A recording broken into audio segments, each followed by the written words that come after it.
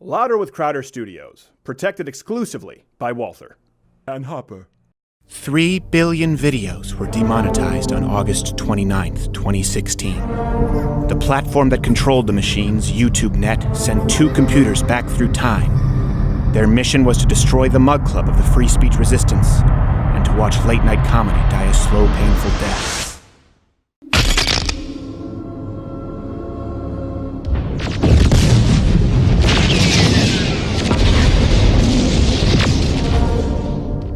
The first computer was programmed to separate this channel from its subscribers, even disabling notifications.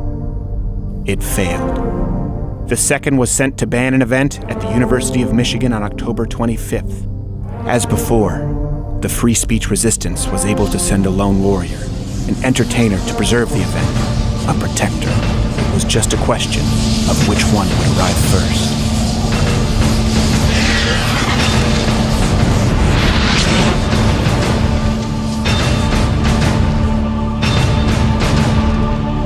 Come with me if you want to laugh.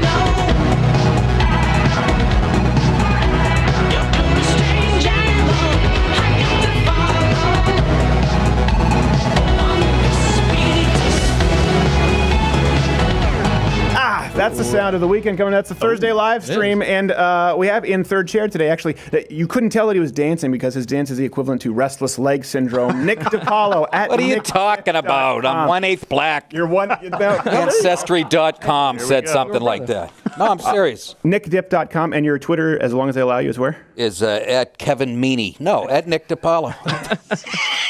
Probably the least happy guest to be at Nick DiPaolo. And we have Corda Black, of course, producing. At Gerald Morgan, G. Morgan Jr. What's the one of the day, sir? We have Bialy Black Chicken. Sorry, the racist. Quarter Black, Zinfandel. eighth Sorry. Black, and there we go. Yeah, and we have Ted Cruz in studio. Senator Ted Cruz in studio. He's going to be thrilled that this is his lead. Yep. Before we move on with that, listen, my question today, we're obviously going to get to Kavanaugh hearings and a rebuttal of the gay Latino over there at Vox. As a society, we kind of have a give and take, values, right? They define us. Compassion's important, mercy's important. Where do you think the scales need to tip, though, toward justice, presuming innocence?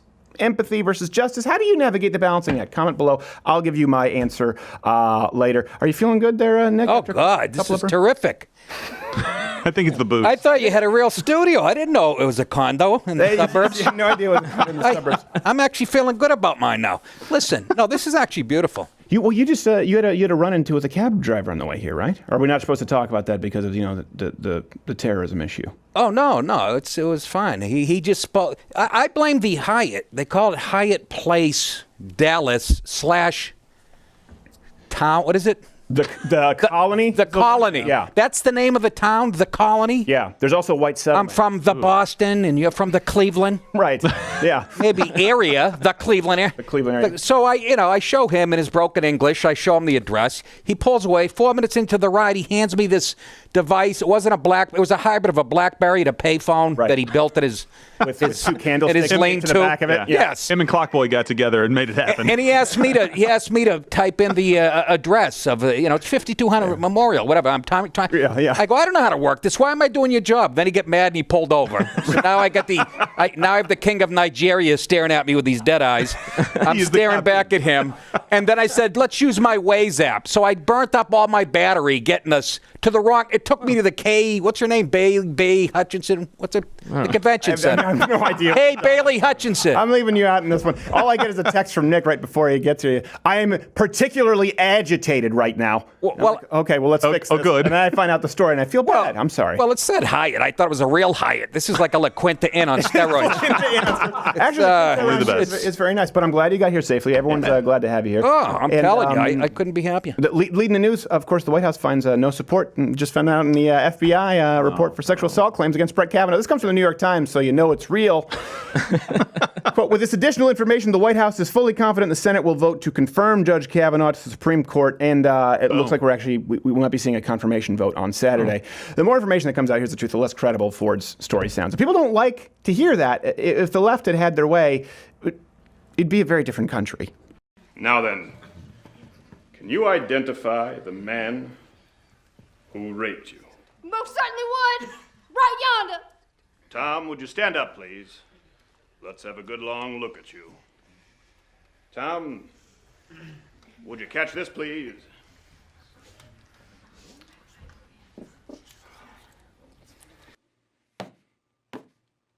Well then, good enough for me. Okay. Probably guilty.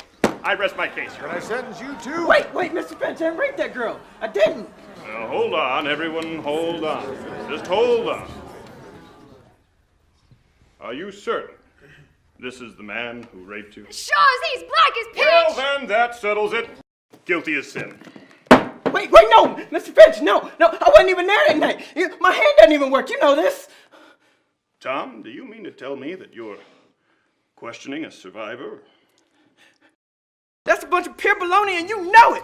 Don't I deserve a fair trial? It's supposed to be innocent to proven guilty, right?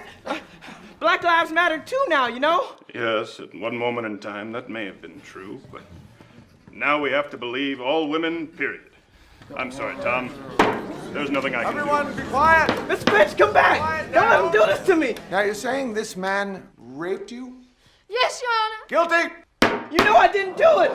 The hand, come on, Mr. Finch. Let go. You don't have the authority to do this. What about jury my peers? I'm sorry, there's nothing I can do. She said you did it. Brian, next up. The People versus Clarence Thomas. That sounds about right. Yeah, a little bit of a different hero these days, Atticus Finch. Did you read To Kill a Mockingbird, Nick, when you were I back? did. Why would you question that? I never did. Well, I was forced to at gunpoint. No, I never read any of the American classics as a kid growing up. I realized that. Well, that's later because on. you're a Canuck. I didn't read any Canadian classics either. I did. We spent an entire semester I on how we did. burned down the White House. The Ken Dryden story. You spend a semester on Carla Homolka? Is that the one with the little girl from that 70s show? No, it's the real one. Yeah, it's a horrible place, Canada. And our history is very uninteresting. We spent half a year learning about how Canada burned down the White House. And it wasn't even a country, it was still a colony. And that's just because you don't expect your friends to burn down your crap. That's your biggest accomplishment in years. Not really all that much of an accomplishment when you think about it. Speaking of the law, police are now warning citizens about drunken birds. This comes from the Duluth Tribune.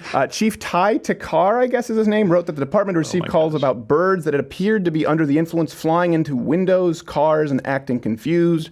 Though to be fair, the main bird in question is demanding a hearing to clear his good name. So he does seem as though, he is doing pretty well for himself. Look, hashtag not all pigeons, okay? Not all pigeons, though most pigeons. Have you ever seen a drunken animal, though? They are absolutely hilarious. Like when they bite into like an apple that's been fermented on the ground or something like that, that's fallen off. Like I've seen a drunken deer. Oh, trying you to mean walk. accidentally? Yeah, not like having given beer to your dog because not like at a he likes Kavanaugh it. party drinking beer until the animal can't walk. You know, nothing like that. I think bears do that on purpose. Bears? Yeah. They Bears get ferment their drunk on food to purpose? get drunk. Enjoy the high. Really? Yeah. Can anyone confirm that? I don't Confirm know. it. We need. Do you have any idea? I went to school up in Maine. I should know something about that. Yeah, you should. But I was too drunk to observe the bears and them drink. Yeah, you tried many times, but never made it You with were any the alcohol drunken to bear. the forest. Yes. And then the bear took part in the Devil's Triangle, apparently, after too much mead. Which is a sexual assault of a bear. In international news, German parents forgot their 5-year-old at an airport in Germany, in case you're wondering.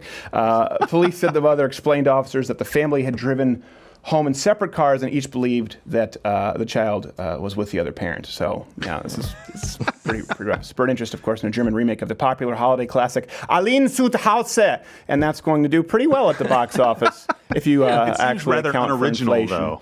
It doesn't seem like the Germans are pretty No, it original. doesn't. And it seems like are these the same parents that you're just supposed to trust and be like, you can't tell me how to raise my kid? Is that the kind of parents? Like, I think that sounds parents about just right. kind of universally That's right. suck, in my opinion. A lot Yeah. of times. Yeah. It's sort of like Bostonian parents. Ooh. They're pretty, What? right? What are you trying to work wait. me into this sketch, are you? I'm trying to work into it. Yeah, Is it you know, Southie we're trying to talking take about, part. or, How about, well, I'm using some etiquette here. I let the regulars get their shots in. I can't win in this dump. I mean, for crying out I loud. appreciate it. The game's I appreciate rigged. You didn't know that? But you're right. That's very unoriginal. Oh, one parent thought the other one. Yeah. That's the one. They were trying to- That's the one my parents used when they left me. The Orange Julius. Orange yeah. Julius. That's I right. thought your mom had you. Are they still Orange Juliuses? Do you ever think No. back in the When I was a 50s, kid, I referenced it because there were. Sure, I know. Yeah. But do you think of how expensive the architecture was back then? Oh, yeah. In advertising, like that was one big giant commercial for the Orange Julius. Of course they're not going to build an Orange Julius these days. Have you seen an Orange Julius recently? It turned into a drive-in theater where I was raised, actually, the one Orange Julius. Yeah, because then it was used to plaster the drive-in theater. That big? No, well, it became the concession stand for the drive-in theater because they wanted everyone to see it from the road. It's very expensive real estate. You know there's a drive-in theater in downtown Detroit? Did you know this? Really? Yeah, last time I was there's a downtown Detroit drive-in theater. Yeah, I went to the midnight showing. I have 3 knife wounds in my I was about to say. And no hubcaps. But speaking of which, I just watched Midnight Run last night when I was sick. You ever see that with De Niro? And About 150 times, yes. Ooh. You a big fan? Love it. Midnight Run? Yeah, I had not seen it in at least a decade. I've never seen it. What are you, Canadian? Yeah, borderline. Yeah, was raising. It is a fantastic film. borderline. I highly recommend it. It's a great flick. Netflix? Do it. Have you ever seen it? No, I've never seen With it. De Niro, it's back when De Niro was still funny before he became comedy De Niro. You know, before like Meet the Parents stuff, it was just De Niro was kind of in that transition. He's kind of like a joke about And I watched last week, and I was reminded of how awful, truly awful, Al Pacino is in Heat. Yeah. Did you realize that when you watched Heat? watch You watched Heat recently? No. He's so bad. You haven't? Do you remember how bad he was? Oh, yeah, that's when he was starting to get big. Right. He was all too big with all Yeah. his... Yeah. There's a scene, literally, he's talking, and the guy goes, black guy goes, you know, man, I could get killed for telling you that stuff, man. He goes, you could get killed walking your doggy. Yeah. Just like, He overdid his Pacino. Is he doing the Ed Sullivan shoulders? Yeah, you could get killed walking your doggy. Chewing the gum. That's, he was talking to the like, hey, Al, could you turn on the gum? This is my device here. Al Pacino. It was great in Serpico. Glenn Ross, he was big, too. Yeah. Yeah, Jack Lemmon just acted circles around him in that film. Oh, yeah. That was great all the way around, though, for me. Love Yeah. it. Yeah, what a great Love flick. it. Yeah. It really is as good as it. Well, we're going to have David Mamet on the show soon. I would say, nice. if you have to pick someone overall, if you look at the span of the career, probably the greatest actor ever, you'd have to put Jack Lemmon in there. I go with Larry Storch from F Troop. Used to be a Spacey fan, but not anymore. No, but seriously though, Jack Lemmon, think of, you go back to Some Like It Hot, right? You go back to early Jack Lemmon, and he was just as good at that as he was in Glenn Ross, Breaking Your Heart. Yeah, he did. You know put him ahead of John Ritter?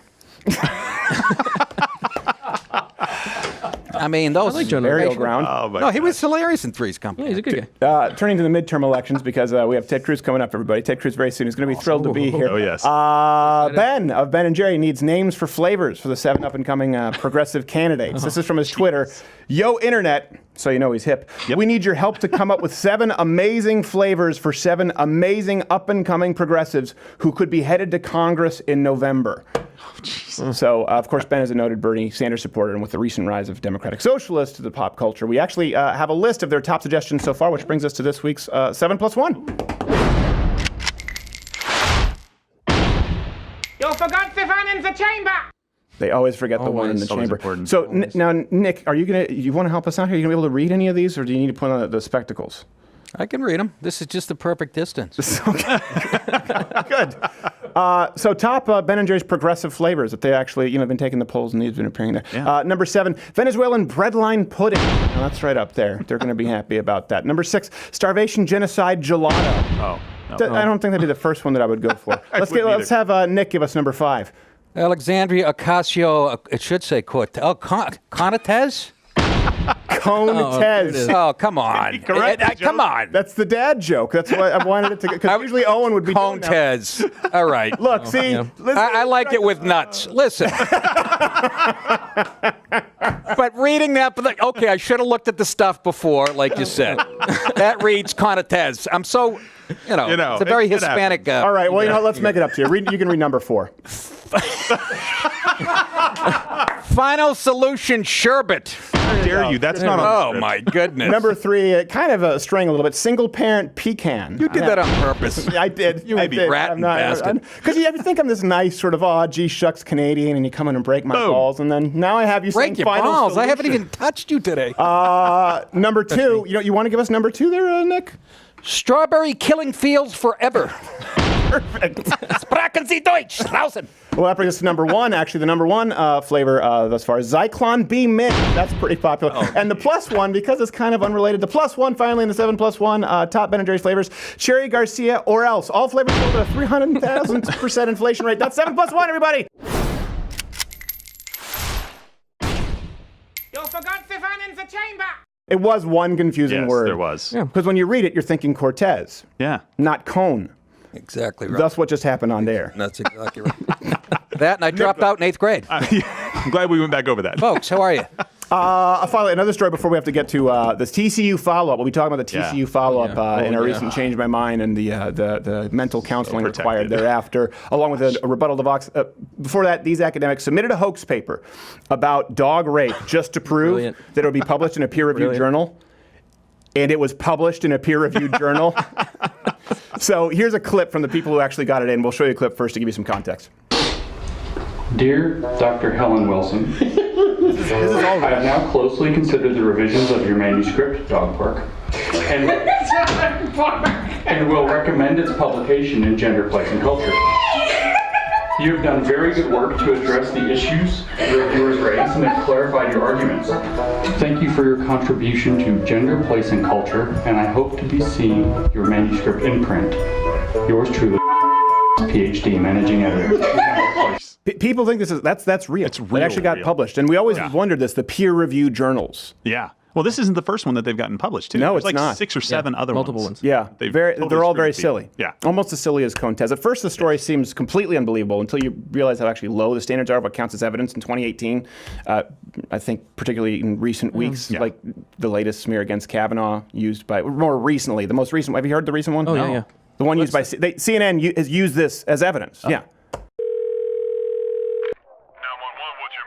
Yes, hi. Oh my gosh. It's Brett Kavanaugh. He's currently at this party and he's doing ungodly things. Okay, man, now, calm down. Can you describe them to me? Yeah, he just grabbed 2 girls and he's making them do the Connecticut catwalk. Hold on, I don't understand, ma'am. What is the Connecticut catwalk? Yeah, it's where they have to walk across the floor on all fours wearing judge robes. While the fraternity makes rude comments to them. They have to be white guys. Oh, my. Okay, oh God, now they're doing the Michigan mudslide. What? That's where a group of men give you filtered water, only it turns out not to be filtered. Oh no, now they're doing Chattanooga chicken fight. What? It's when people get on each other's shoulders like they're doing chicken fights, only they poop down your back. That doesn't even sound particularly sexual. Oh, now he's doing the hippopotamus high five. He's just high-fiving the fattest girls at the party. He's high-fiving all the fat girls here at the party. That doesn't sound very... Oh, no, now he's doing bumps on a log. Now, hold on, ma'am. Isn't that just where you put peanut butter in the middle of some celery and sprinkle it with raisins? My mom used to give that to me when I was a kid. I was raised by Brett Kavanaugh. From her lips to Lady Justice's ears. Oh, my gosh. The longest 4 minutes of Nick DiPaolo's life. Oh, my gosh. I really am I glad nodded off once. I Big deal. really am glad that Nick is here. He roused, don't worry. Please, nickdip.com. And 2 people who, if I were to still really, really want to go see, you know what? I've never actually seen you live in the last. Well, don't ruin your image of me. Stay home. Would be Nick and Norm Macdonald. If you could see 2 people. By the way, my favorite comic. Is he really your favorite I comic? love him. There you go. All right. By the way, if you're subscribed, hit the notification bell because subscriptions don't mean anything apparently on YouTube anymore. Join Mug Clubs where you get the daily show for $99 annually, 69 students, veterans, active military, or follow on iTunes, Instagram, Louder with Crowder, and it'll be a good time. Everywhere. We did the Change My Mind at TCU this Monday. Yeah. And it was one of the biggest ones that we have ever done. And we're very grateful, except immediately afterward, the reaction on Twitter was somewhat predictable. Yeah. And let's just read some of the reactions here that you see from TCU. It was, for those who didn't see the video, we sat down, rape culture is a myth, change my mind. That's pretty basic stuff. Not rape is a myth. Yeah. Rape culture is a myth. The idea that a society encourages, perpetuates, or tolerates rape. And anyone who was willing to sit down could change my mind. In a public space. In a public space. By the way. TCU officially reacted on Twitter. So here's one tweet from them. This is from TCU, Nick. Today, Stephen Crowder chose to challenge our students on a public sidewalk in front of the university. While the Constitution gives him the right to express his views, the sentiments he expressed do not align with TCU's values. Let me ask you this question. Yeah, go ahead. I was going to say, you're asking a legitimate question. Yes. Well, actually, even making a statement. Here's something. Let me go one step further. Okay. Rape culture is a myth, changed my mind. Where I'm saying we don't live in a rape culture, particularly on campus. Right, prove TCU me is saying wrong. We disagree with Stephen's views. Right. So what's the culture on the TCU campus? Apparently rape culture. Exactly. Just the words rape culture. Yeah. You get. That's it. You're guilty. You're Well, I think part of the TCU has a problem. rape culture. If they're disagreeing with me, they're saying we disagree when Stephen says there's no rape culture on TCU. We disagree. We disavow that point of view. All right, TCU, be my guest. They wrote, here's another tweet from them. His views adversely affected many members of our campus community. The health and safety of the horned frog family is of the utmost importance, and we encourage individuals to contact campus resources for support. Another tweet from them, in support of survivors of sexual assault at TCU, SGA set up in front of the founder statue today to promote the It's On Us campaign. TCU does not follow Steven Crowder on Twitter. I'm really glad they made a point to say that. Because there was doubt. A university feels that they acknowledge it's the public sidewalk. We do not follow Steven Crowder on Twitter. Boom. Our mission is to foster academic, social, and personal development for all members of the campus community, whether in race, class, ethnic, gender, sexual orientation, ability, or veteran status.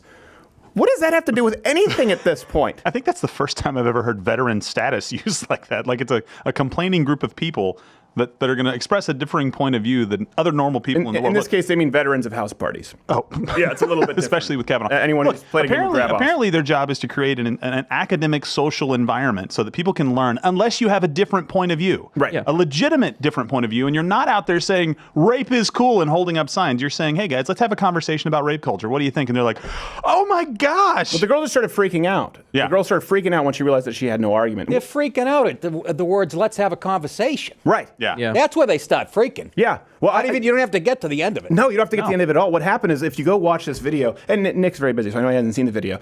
She starts talking about Brett Kavanaugh, and I go, who? She goes, oh my God, you don't know who Brett Kavanaugh? He doesn't know who Brett Kavanaugh is. Another lefty with a great sense of humor. Then she goes, those broads, I'll tell you. I said, who's Christine Ford?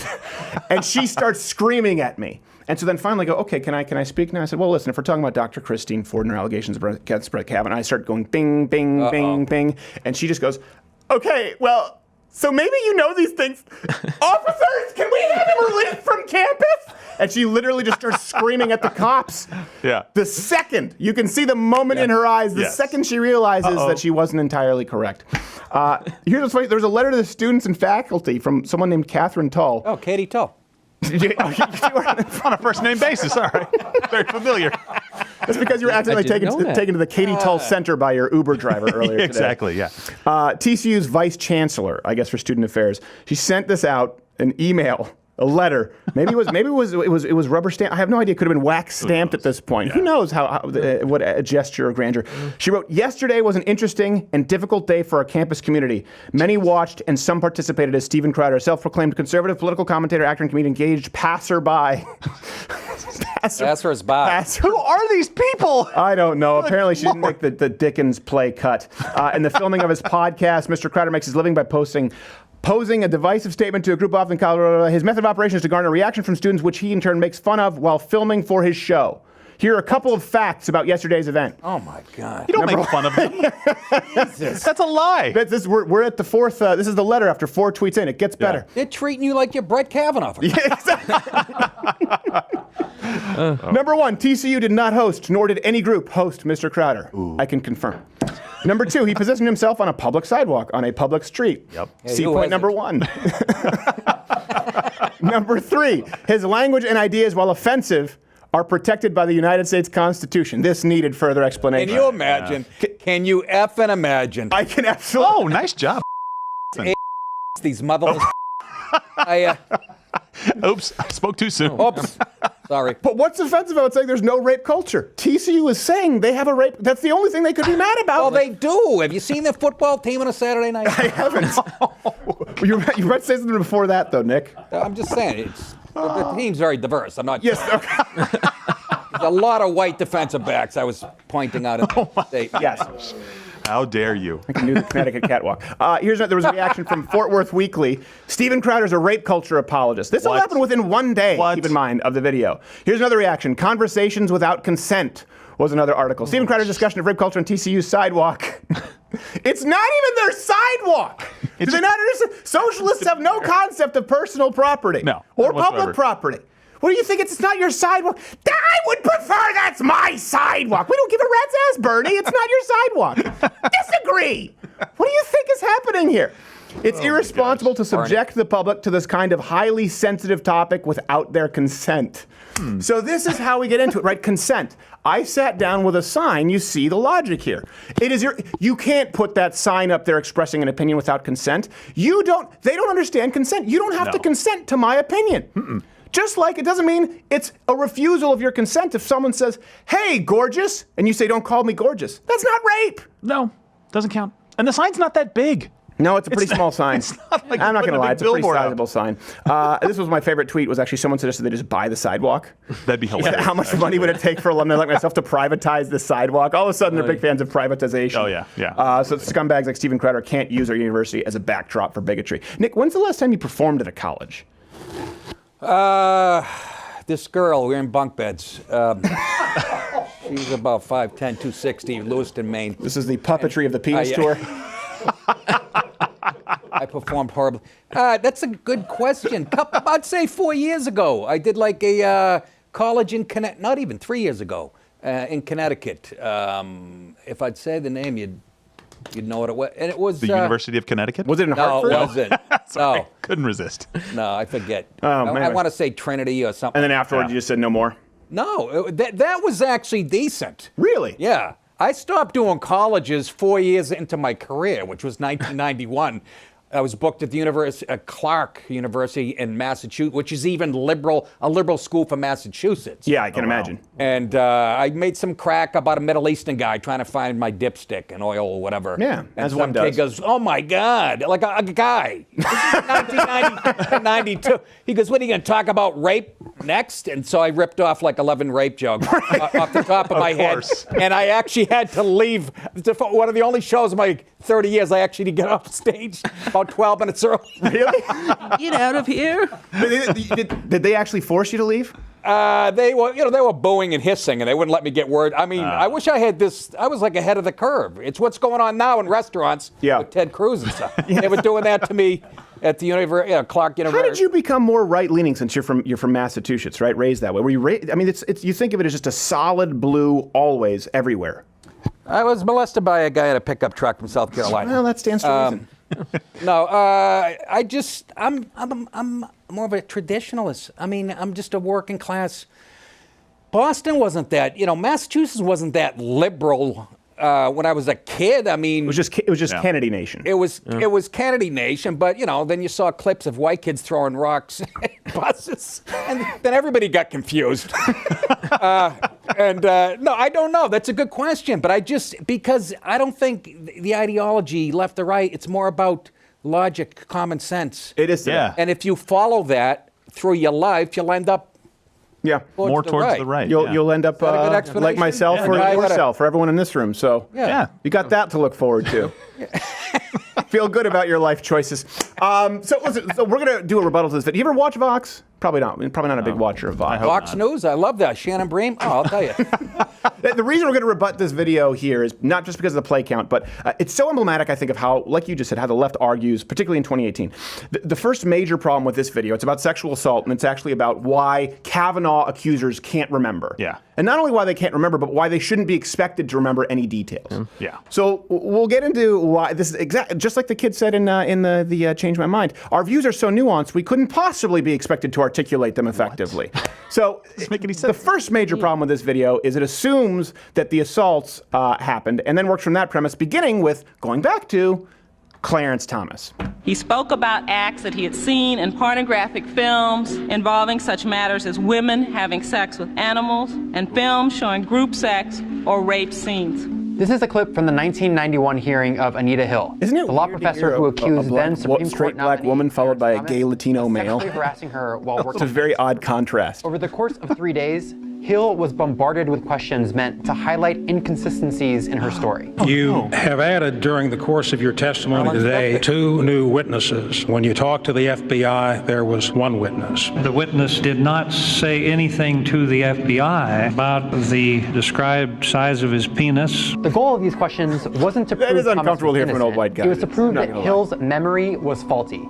How reliable is your testimony on events that occurred 8-10 years ago? How sure can you expect this committee to be on the accuracy of your statements? Soon enough, senators were suggesting that Hill might be imagining things.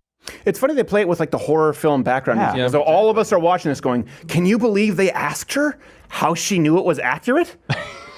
I'm watching this going, yeah, that seems about reasonable. right. Yeah, exactly. Can we be sure that what you remembered is correct? That happened to me when I showed up in court for a speeding ticket that I contested. Yeah. Like, how do you know how fast you were going? And it almost tripped me up for a second. I'm like, whoa.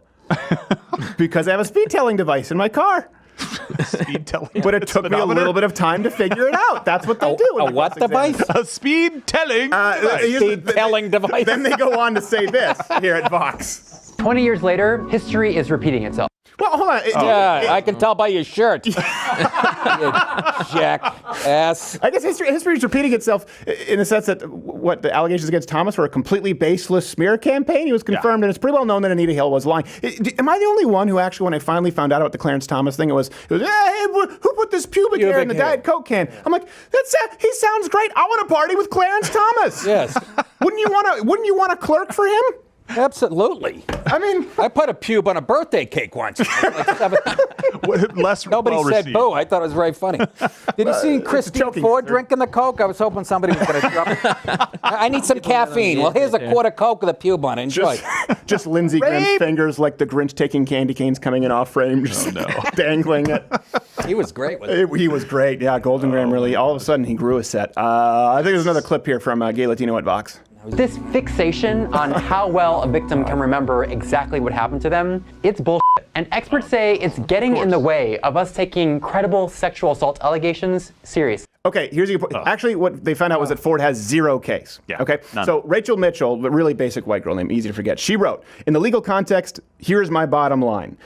A he said, she said case is incredibly difficult to prove, but this case is even weaker than Dr. Ford identified, because Dr. Ford identified other witnesses to the event. Those witnesses either refuted her allegations or failed to corroborate them. For the reasons discussed below, I do not think that a reasonable prosecutor would bring this case based on the evidence before committee, nor do I believe that this evidence is sufficient to satisfy the preponderance of the evidence standard. This, by the way, would be you know how OJ was not guilty in criminal, but guilty in civil? This is the civil trial standard. Yeah. For people who don't know, preponderance of evidence just means to go forward with to go forward in a trial just means it has to be more likely that it happened than not happen. Yeah, right. She's saying that isn't even being met here. Yeah, and really, the big thing for me is that it's more about the system that we have instead of the person, right? It's not about Kavanaugh and it's not about her. It's about this system that we have that says you're innocent until proven guilty.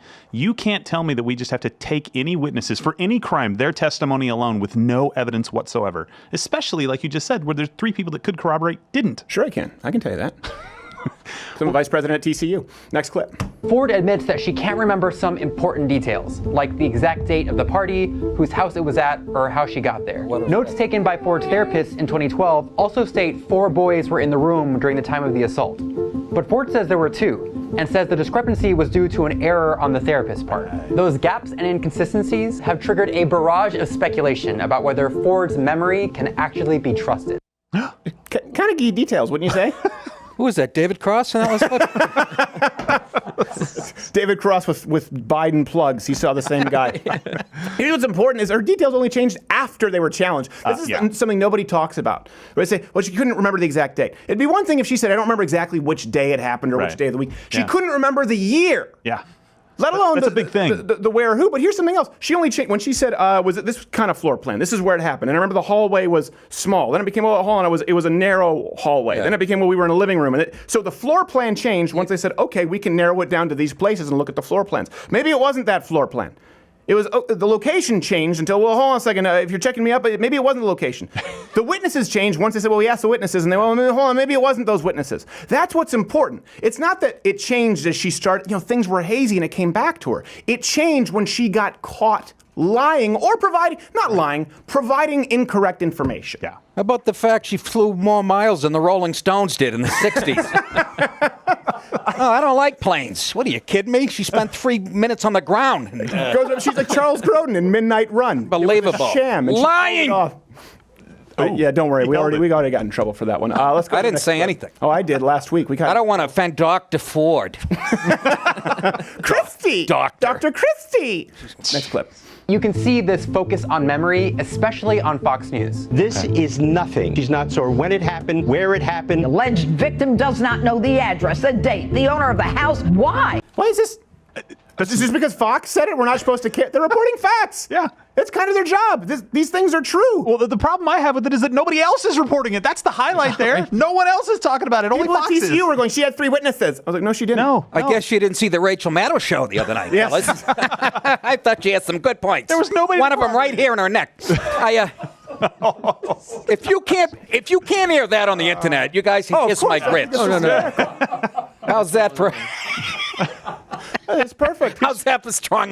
You can kiss my grits. There you Because go. you can kiss my, and I love how you put your hand on your knee. very southern of you. I'm trying to. Anyways, Like any more Anita bourbon in the house? I know I'm sitting like Lindsey Graham at home. Listen, who's seen the poodle? Anybody? Next clip. Clip F. We have this expectation that for an allegation to be credible, the victim has to be able to recall exactly what happened to them in detail. Most of us think memory works like a video camera, accurately recording events we see and hear so that we can review them later. So if a victim can't remember certain details, we view them as suspicious. I mean, Jeez. Okay. We don't want every single detail. How about 2? How about 1? How about half? Can we get half a detail? Is that reasonable? Half a detail? Well, there was a house and there was a staircase. And I know there was a toilet in the house. And there must have been. Wait, hold on. Miss Ford, are you just telling a campfire story? There was a very dark house and a staircase. That's a campfire story. I was raped. All right. I remember some giggling. These are that was points. you. Yeah. Half a detail. It's just so funny. They act as though just because she can't remember everything. No, she can remember nothing. Yeah. If someone says, hey, what did you have for lunch today? And I go, I think I had the, Guilty. You don't tell anyone that you know what I had for lunch that day. You just move on. You go, well, I guess we'll never know. Next clip. If people are expecting that a victim should be able to just replay a video and describe it the same every time, that's not how the brain works. And that's not how the brain works for any kind of trauma, not just sexual assault. In other words, we're holding trauma survivors to a standard that most of them won't be able to meet. And when they fail that standard, when they forget something or contradict themselves, the punishment is brutal. Wait, hold on a second. Oh. The same guy just spent 6 minutes making the case that these victims' memory is unreliable. Hold on a second. Am I getting this right now? Let's rewind the clip really quickly. A Washington Post columnist even suggested that Ford might have Kavanaugh confused with a lookalike, asking, is there a Kavanaugh doppelganger? Oh my God. What do you say something, Nick? Yeah. Rich Little. Rich Little. What did he? I couldn't think of anybody. Oh, I thought he did say Rich Little raped you while doing his Nixon impression from 1978. I couldn't think of a modern day Rich Little. Was that going anywhere? Or you just wanted to say Rich Little? Oh, you can scratch that. Leave the F-bomb. No, we're going to keep that. I didn't even know where I was going with that one. Rich Little. Oh, my gosh. I remember I never Look, I'm working on 2 hours sleep. I got bumped from a comedy tour for Rich Little. One point, yeah. I remember. You did? What? Oh, my I got bumped on my Tonight Show spot from Elton John. Well, and I didn't even get to meet him. You didn't get to meet him? He signed an album for me, but I couldn't even go up and see him. I didn't really want to better meet off. Rich Little. Yeah. I wasn't eager to meet him, but yeah, they were like, yeah, you're getting bumped for the guy, and he just shows up, hey, have you guys heard my Reagan? Her. I'm like, oh my God, this was like in 2007. Oh, when did he die? Whenever it was before then. Oh, right? Rich Little? No, he's still alive. Still alive. I'm in his career. He's doing an impression of a dead guy. A very good one. He's his own ventriloquist dummy. Tonight. Senior Little. Let me just make sure I have this right. You just did an entire video, Vox, about rape victims and how they can't keep major details straight. And then you're rolling your eyes about the mere idea, the mere concept that She might have mistaken her accuser? Again, this is the point of this is presenting an argument in a way where it cannot actually face any kind of logical scrutiny because you go, well, hold on a second. Actually, her accounts are completely inconsistent. And they go, well, that's entirely consistent with what might happen with a rape survivor. You go, well, hold on a second. She actually made these claims when we checked them out. It turns out that and they go, well, she can't be expected to know what she's saying. Well, how do we check this? I just think that if she says something, you should take her at face value and we should be free to declare him guilty. Yeah. Hashtag believe all women. By the way, I think it's hilarious that they put her up there with Anita Hill on that because it's been proven, like you said earlier, that she was lying. So are you saying by putting her up there next to that picture that she's also lying about Yes. these So details? these are the same Yes. here, you're saying? This is really bad reporting all the way around. Which De Niro film was it where he says, lie a whore, and you know it? That is from This Boy's Life. There you go. Nice. I said it so you didn't have to. There you go. Next clip. None of this is to say that we shouldn't question or investigate allegations of sexual assault. An investigation is exactly what Kavanaugh's accusers are asking for. But as long as we expect trauma victims to have crystal clear memories of what happened, we're going to keep finding reasons to doubt them, regardless of how credible their allegations are. No, okay, I'm sorry. Think about that logic. Yeah, I know. Sorry, gay Latino Vox guy. The video's already dated. A few days ago, this they wanted an investigation. Now they're calling it a sham, saying that the investigation would shield Kavanaugh. This is how inconsistent the left is. Their arguments become dated by the hour. Hours? Every single person in this room. Isn't it the same as when it started? Is your argument the same? Yep. Yes. Yours? Quarter black? At all. It's at least 3/4 the same? It is exactly the same. We're saying due process. That's it. Innocent until proven guilty. Are we just going to forget, by the way, that Feinstein sat in a letter for a month not asking for an investigation while the hearings went on? They don't want an investigation. They want a circus. And this is why we wanted to rebut this video. We have Senator Ted Cruz coming up after the break. It's emblematic of how the left argues. It's not just about the guilty until proven innocent. It's that they couldn't possibly be burdened to prove their argument. First, they want everything based on the survivor's memory instead of the evidence. Then if we question the survivor's memories to get the truth, they say that memory can't be relied upon. And then it's like this change my mind said boy in the jogger. Remember the guy who was a jogger? Yeah. He was like, I'm a jogger, I'm sure you can tell. What are you talking about? How could I possibly tell that you're a jogger? That's the kind of left that... Look at my legs. They see their views as so nuanced and gray. And I don't even know if they see their views as nuanced and gray. They present them to be so nuanced and so gray that they couldn't possibly be expected to articulate them to you, the masses, properly. Things like innocent until proven guilty. No, my view is different from yours. Really, what's your view? Well, it's nuanced. Things like evidence. Well, what kind of evidence is presented? I don't believe in evidence. Well, what do you think needs to be presented? It's nuanced. Things like corroborating witnesses. Well, hold on, she said 3 and they directly refuted her story. Well, I don't agree with that. Well, okay, tell me what it is that you believe. It's a little too nuanced. I couldn't possibly be burdened with articulating them to you. Or in this case, prove them. Hey, there's an idea. All right, up next we have Senator Ted Cruz. This is nickdip.com. Go see him when he's performing in your area. Podcast, please sign up. Patreon.com. Sign up. No. Yeah. Nick Dip. Don't test. This here is Tom. It's too late for him. He'll be hanged from the gallows for sure. But you can prevent future Toms from facing a similar fate by joining at louderwithcrowder.com/mugclub. Join today at louderwithcrowder.com/mugclub, unless you want more innocent black men to die.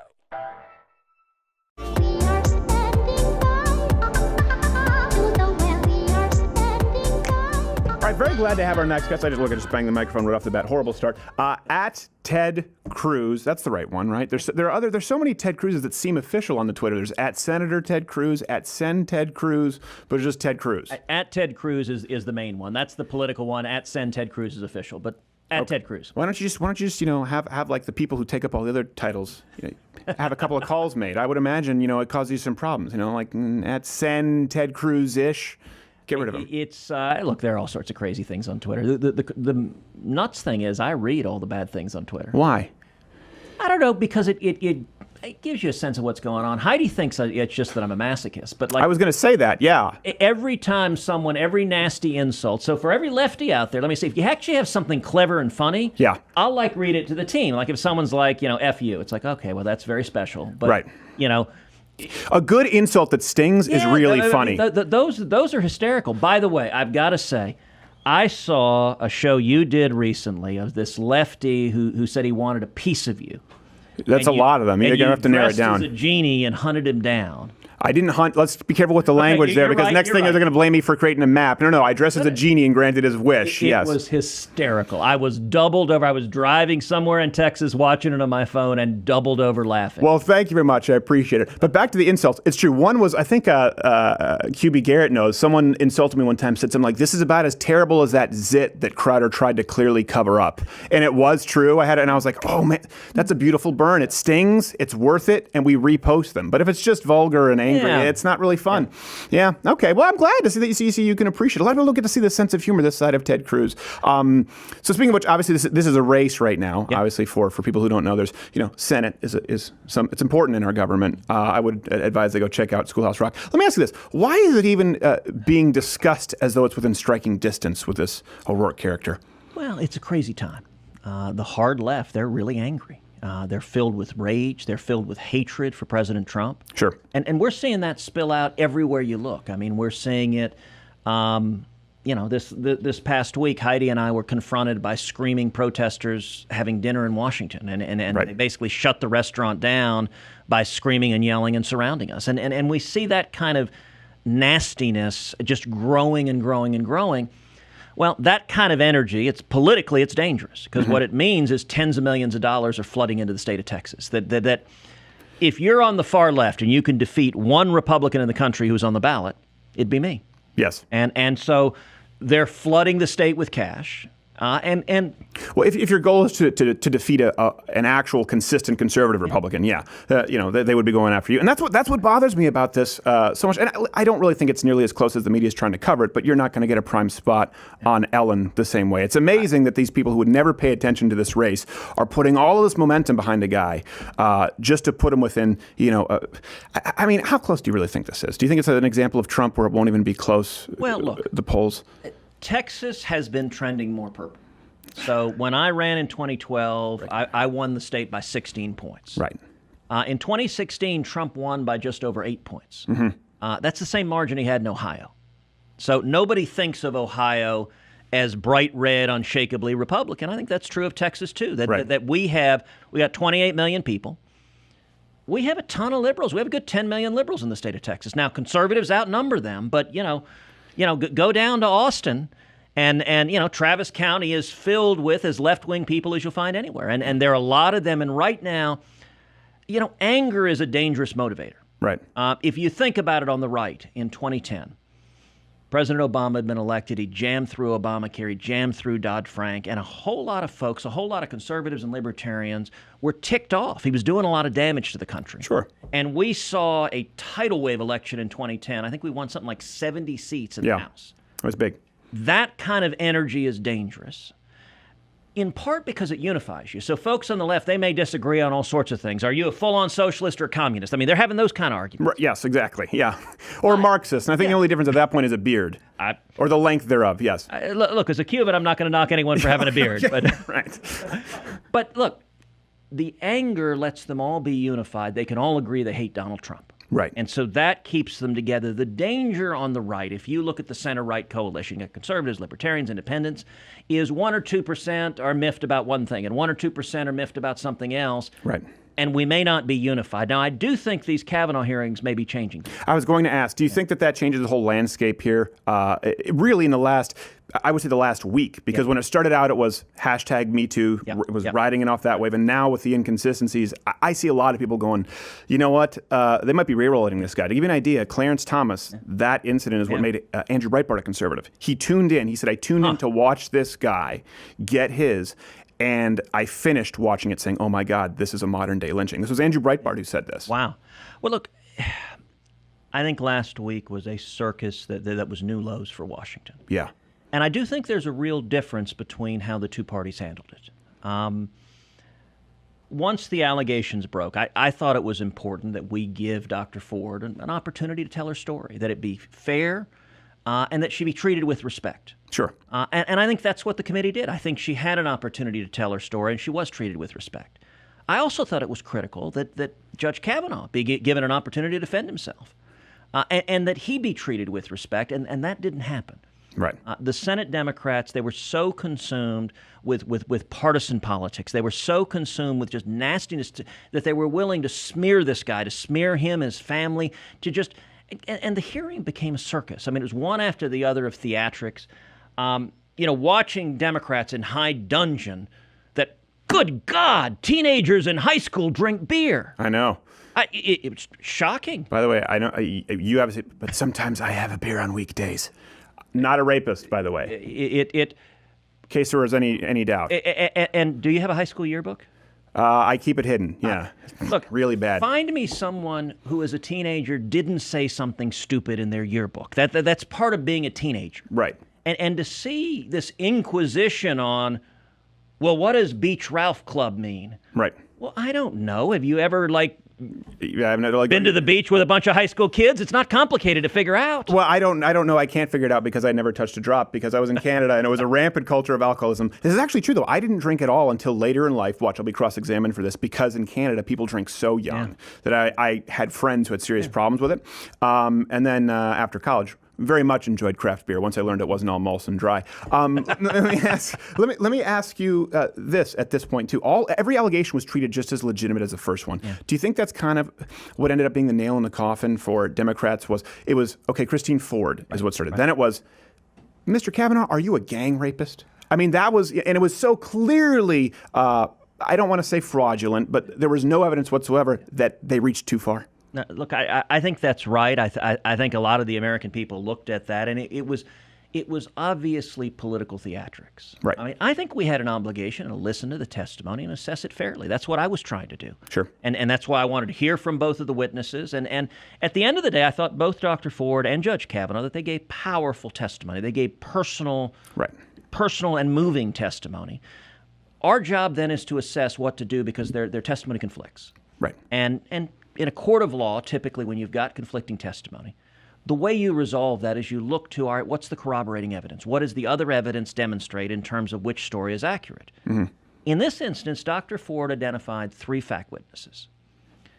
All 3 gave statements to the Judiciary Committee under penalty of perjury. So if they were lying, they faced 5 years in prison. Right. And all 3, not only did they not corroborate the allegations, but they explicitly refuted them. They said, this isn't true. Yeah. That, for me, was compelling. That's why I voted yes. We didn't see any of the Democrats assessing any of the evidence. We didn't see any of them weighing. We didn't see any of them seemingly concerned with what was true. They were on a search and destroy I saw Cory mission. Booker asking Brett Kavanaugh if he ever drinks on weekdays. And I will tell you, people who see this will go, okay, all right, this is where I get off the train. Let me ask you this. How do you think this relates, finally, we do have to I know you're busy and you have to get to the airport, to this election. I noticed, I watched the debates. Yeah. Obviously, not as many people watched these debates as the presidential debates, but for people who didn't watch it, huge contrast. You were talking about policy, how well Texas has done in comparison to further left states.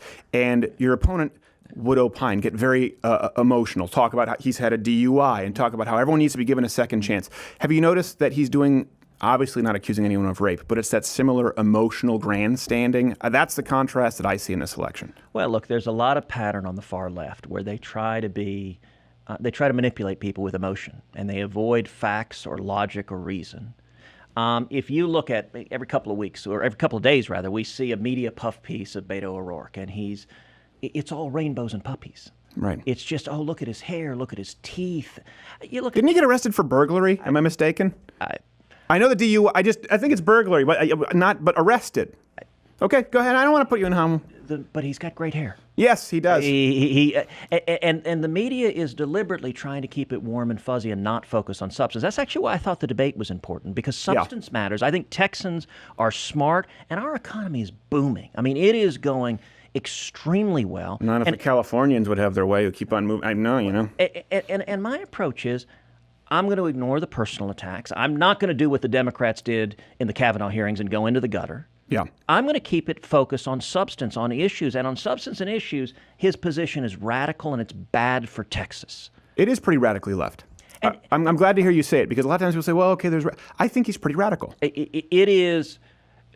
Typically in a general election, Democrats pretend to run to the middle. Right. This guy is running to the left of Bernie Sanders and Elizabeth Warren. And I'll say, you've got a lot of folks watching you who are libertarians. Yeah. If you're a libertarian at home, this guy is a big government statist. Yeah. He wants the government in charge of everything. He wants full-on socialized medicine. So the government's in charge of your doctor, your health care. He wants government regulation. He's voted in favor of a $10 a barrel tax on every barrel of oil in the state of Texas. Yeah. Now, our economy, millions of jobs in the state depend on energy, and he's perfectly happy to just hammer it. By the way, that works out for every one of us who drives. Yeah. To 24 cents a gallon in taxes that you'd pay on top of it. But he watched Deepwater Horizon once, so he knows what he's talking about. No, he's to the left of Nina Pinta Santa Maria Cortez. I think that's important to know. Here's what I always say to people. Listen, I know we got to get going. What I always say to people is Texas, no state tax, and a surplus for as many years as I can count. We've got it right. So go forward and vote. It's at Ted Cruz. That's the right one, at Ted Cruz. At Ted Cruz, and then tedcruz.org is the website.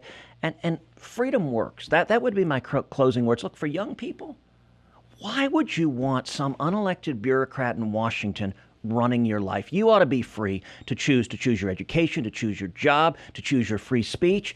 The left wants to censor what you say, to control your decisions, to tell you you can only agree with them. I believe in the Constitution and the Bill of Rights. I believe in freedom. And I think that most young people in Texas and across the country do as well. But he does have good hair. Though your hair actually is looking better. You got a little bit of wave now, a little bit longer. I dig it. That's at Ted Cruz. We will wrap this up after. Thanks so much for being here, Senator. I appreciate it. And really do wish you the best.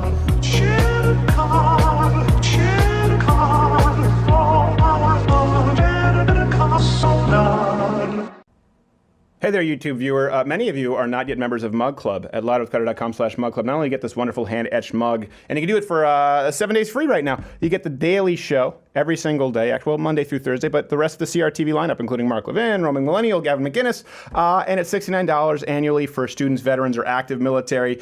It's what allows us to keep doing this. You know, doing a Change My Mind, doing videos like that, or a Crowder Confronts, or the bigger videos where we go on location or undercover. These things take days and days to carry out, and a lot of people here who depend on Mug Club because, you know, we're not making enough off YouTube anymore. So if you want to support us, if you want to see the show continue, louderwithcutter.com/Mug Club. If you can't be bothered to, then, you know, probably won't be around that much longer. Or you can also buy a Walther. If you're planning on buying a fight, they're our main sponsor too. The studios are sponsored. So Mug Club is, but Walther, Mug Club, same thing. It keeps us going. Just don't give it to Susan Wojcicki. And now for the adventures of the White Privilege Boy. All right there now, Timmy. I know you're a teenager, but if I've told you once, I've told you 1,000 times. You can't park your vehicle faced into oncoming traffic. Come on, let's move. Well, gee, officer, I'm sure sorry.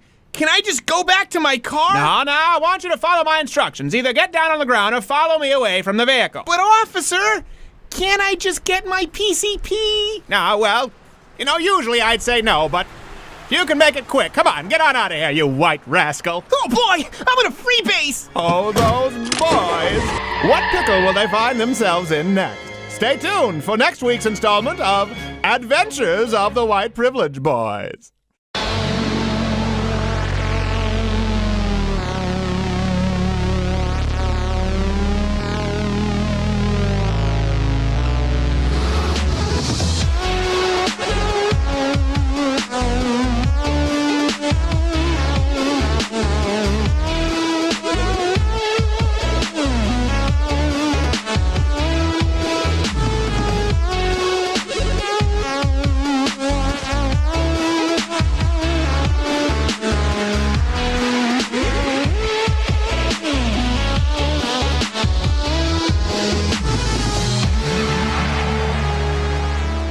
That's called the Riptide with a penchant for nipples. Oh, I was getting swept away. Getting swept away now. It's very discriminating in its tastes. Why? I don't know why we hold our breath for that. I have no idea. It really doesn't make a whole lot of sense. Thank you so much to Senator Ted Cruz, who was there. Really hope that he just beats the ever-loving tar out of O'Rourke. I want to spell beta. Is it beta? I say Beto. It's Beto, but we say beta. It's not even his name. Yeah, it's not even really his name. But it's just so funny because he's perfectly beta. I'm amazed that no one's talked about this more. Beta O'Rourke. It's a signal. Who's your daddy, O'Rourke? Who's your daddy? By the way, I love Senator Cruz. He's a great guy, but he's very important. So he has a lot of handlers who are always like, "Wait, hold on a second. You're not going to make like the jokes that you do about like." I'm like, "No, don't worry." You know what they're secretly thinking is like, "No tranny, no spot the tranny today, right?" Don't do it. Please don't do it. We saw the Young Turks go after you recently. Oh, Nick DiPaolo's here. Shoot. We have a great week of shows here next week. You know, here's the thing I wanted to talk about, because I definitely do think that this, we always talk about how sort of toxic politics has become and how angry people are. And I want to bring it back to the fact there's nothing wrong with anger. There's nothing wrong with righteous anger. And I certainly think that being falsely labeled a rapist would qualify. But let me take a step back. When you were a kid, you didn't look up to your dad because he was sweet or because he had nice clothes. Your dad was worth the salt because he felt safe, if you had a good dad. Or even more so, I would say that certainly like with my dad, it's because he made everyone around him feel safer. So this is actually something I'd like to talk about with both the deadbeat men out there and the women who tolerate deadbeat men. First, to all the feminists who bitch about toxic masculinity and rape culture, and that's what they're shrieking about today, let me make this really simple. What should you look for in a man? An honest man with a backbone. That's it. You want a man who you're going to reach for when the wolves are at the door. And to the men, we've talked about this a lot, the incels, right? The involuntary celibates, the professionally outraged over alimony and child support payment crowd. Sorry, I'm not on board with you. I understand equality. I understand people being upset with feminists and how far they've reached, but this men's rights crowd that sometimes just goes too far the other way, you know what? You need to learn to be the person that your woman's going to want when wolves are at the door. Now, why is that symbolism so important? We've used this term a lot, wolves at the door. You hear that a lot, right? Why wolves at the door? A few things. One, it's not mean people at the door, meaning you're not one of them. There's a delineation. It's an animal. Two, it's not tigers at the door. It's not water moccasins. Those are really freaky, though. If you see the water snakes and they do with their head up, they terrify me. It's wolves. And wolves are pack animals. Very seldom are they dangerous by themselves, but in a pack, they become ruthless, emboldened killers. And that's what you have to protect yourself against. The pack of wolves can come in the form of a pitchfork mob, the trial by public opinion, the gossipers in your church, or the gaggle of so-called friends who betray you when you thought they wouldn't, peer pressure. Hell, it could actually be a gang of rapists. The pack of wolves could be a gang of rapists. But this whole rape witch hunt, it's a throwing away of due process right now. It's indicative of a society with both men and women who don't know what a man is supposed to be. And I know now the feminists are going, no, listen, this is just as much for women as it is for men. It is more important for society right now to know what a man needs to be. And that means not just for himself, but for his woman and for his family. Patriarchy? Okay, let's go with it. Because I know, as a Christian, I'm going to be the one standing before the Lord, accountable for my actions and my house. Maybe you don't believe in it, but okay, it proves to be the case pragmatically, even if you look at sentencing. Not all men are rapists. Let's start with that. But all good men hate rapists. All good men that I know would fight to their very last breath to prevent an innocent woman from being raped. Even hardened, do you have any idea who get hardened criminals in prison? This is the thing that's so crazy to me. If you're a rapist and you go to prison, ironically, you're getting raped, which we joke about and is fine. And I'm not saying that I'm upset about that because of the double standard. I think it's funny.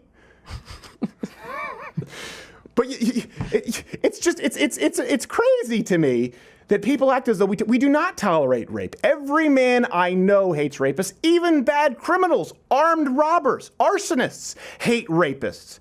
But you know what? The men you want out there castrating the rapists, the men you cling to when the wolves are at the door, they're never the white knight modern male feminists who travel in packs like the wolves. Those men are cowards. They don't respect women.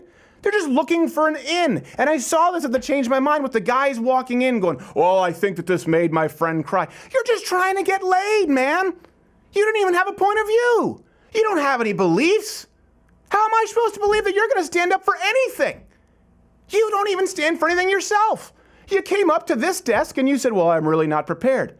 Shut up and go home and learn to be prepared, because a man should be prepared. If you believe in anything, and this isn't some false machismo bullcrap, okay? I'm asking you, women, genuinely, what kind of a man do you want when the wolves are at the door? If you're at a party, you're uncomfortable with some douchebags around, they're drinking too much, you're feeling a little vulnerable, who do you want there with you? What kind of a man do you reach for? It doesn't have to be that extreme. Let's say your supposed best friend at work betrayed you, tossed your lot in with the rest of the gaggle in the office, and they got you to be fired from your job. Okay, I'm just trying to think of some example that's not as extreme as rape, but rape is on the mind. Everything is rape these days. Lie a whore, and you know it. That's what's on the brain. Sorry. But okay, let's just say you're in a situation, maybe many of you are in this right now. This is for the women out there. You have a friend I hear this story a lot. I've had it happen to me. Betray you, you lost your job. You come home. What kind of a man do you want to reach for? Because that's what matters. And to the men out there, what kind of man are you? I understand that this trial's evoked a lot of emotions, right? But I've seen a lot of generalized negative talk about all women. I know how I sound when I say this, even though I think it's important to note that someone like Ford is an exception, not the rule. So instead of saying all women are crazy, women suck, what kind of a man are you? What kind of a woman are you going to attract? Will it be a Christy Ford? Can you say that you are the man? The woman who, if you had to pick, right? If you could pick the woman you love, are you the man in a room full of guys that she'd want by her side when the wolves are at the door? Because that comes with a track record. That comes with a track record. That's not a sit down and listen, you made my friend cry, but I'm not really prepared for this. That's a track record, a lifetime of honesty, integrity, discipline. No one just rolls the dice on the squad leader. And if you're not that man, you need to work on yourself. Because the kind of woman you want, she's not going to want you. So I do get a little bit tired where I see guys passing the buck going, oh no, I'm afraid to date anyone because look, women are crazy. No. Maybe you need to look at yourself too. Yeah, things can happen. You can be totally in the right and they can Brett Kavanaugh you. Allegedly. I think he probably did none of it. That's just my opinion at this point. But what about yourself? Are you the man that the woman you would want would choose? I guess the point I'm trying to make here is that it's easy to make these assumptions with the bombardment of news lately, that either all women are crazy or all men are scumbags. And I know that's not true. You know that's not true. But it's time to really start working on showing that. Women, you need to have higher expectations from your men, period, which is not something that feminism has taught. Feminism has let men off the hook, and men, you need to have higher expectations of yourself. Also, don't say you were raped if you weren't raped. Let me give you an example of someone, because to go back to anger, when people say anger's not a bad thing, there's righteous anger versus douchebaggery. Jesus knocked over the temple, would you call them tables back then? I don't know exactly. Basically, Jesus was pissed. Now, this is a parable. Let's just say you believe it's a parable. Let's just say, right, that you're not sure if Jesus, the man, actually existed. Okay, the parable still believes in a sinless man, a perfect man, who got really pissed and threw over tables, at least caused property damage. That's the guy you want when the wolves are at the door. Guy I have a lot of respect for, someone who works in this show, Johnny Boy. I've told the story before. I don't think I've ever told it on air. This is a true story. This is why he became my best friend in high school, and I'm fortunate enough to have him working on the show. I was talking with him, right? So you're me. And he's talking on the bus, this is the front of the bus, the camera for this is the back of the bus. He's talking with me. I'm between the camera and myself right now. I hope I've described this. And we were talking probably about Jaws or something. He was obsessed with Jaws. And there's a kid at the back of the bus throwing pennies. And they're hitting him in the back of it. And he's talking to me. He's getting a little bit annoyed. Tells me, hold on a second. I see him walk up to the back of the bus, this kid, I believe his name was Matt. He says, hey man, could you do me a favor? Could you stop throwing pennies? Guy says, yeah, what are you gonna do? I say, okay, could you stop throwing pennies, please? Walks back up to me, sits down in a chair. This is me, right? This is the front, you're the camera, you're the front of the bus. People listening on audio, you need to go watch this. This is a visual, okay? I'm creating a diagram, just like the score, where they have the tunneling. So, goes back talking to me about 30 seconds later. Ding, ding, more pennies hitting his head. At this point, my friend Johnny Boy stops, looks back, in other words, to signal, I already asked you about this, and the kid just looks at him, gives him one of these, I think gave him the finger. Nothing else was said. We continued talking, and the pennies kept going for about 2 minutes, until all of a sudden we hear, ding! The kid was getting off. It was his stop. By the way, they were in the same grade. There wasn't a size discrepancy. As the kid's about to walk off the bus, looking over, grinning, my friend Johnny Boy is talking to me. He goes, hey, hold on one second, stops me, stands up, looks at him, and hits him as hard as I've ever seen a human being get hit. And the guy stumbled off the bus. And about 30 seconds later, because the bus driver was going, it's correct. He was French-Canadian. He kind of came to. He goes, yeah, get off at my stop. Let's see what happens. Well, here's the funny thing. The next day, guess what? He has to get back on that bus. He did. Not a word was spoken. He didn't go out looking for a fight. He wasn't a bully. But there was nothing wrong there. That was righteous indignation. That was righteous anger. And guess what? He's a friend of mine. He's the guy I would reach for as a buddy when the wolves are at the door. And that's the kind of man you want to be to your woman, to your friends. And if you're a woman out there, that's the kind of man you want in your life. And ironically, when we see this all the time, even though I believe you're strong, independent women like my wife is, like Johnny Boy's wife is, like my mother is, the only ones who are so weak that they have to scream to be heard are the liberal feminists. Are the people like the Fords of the world? Are the people like we saw at the Change My Mind? I think so. I do think this is an important part of this conversation. It's easy to get pissed with rape and no rape, and she's crazy, and this person's a bitch, and this person's a jerk. I think it's important to take this opportunity to say, okay, what are the roles that we have in society as men and as women? And I think even more important is not just what roles do we have as men and as women, but what are you looking for in a man and a woman? And today we just talked about men. Maybe next week we'll talk about women, but I'll have to get a consultant. See you next week.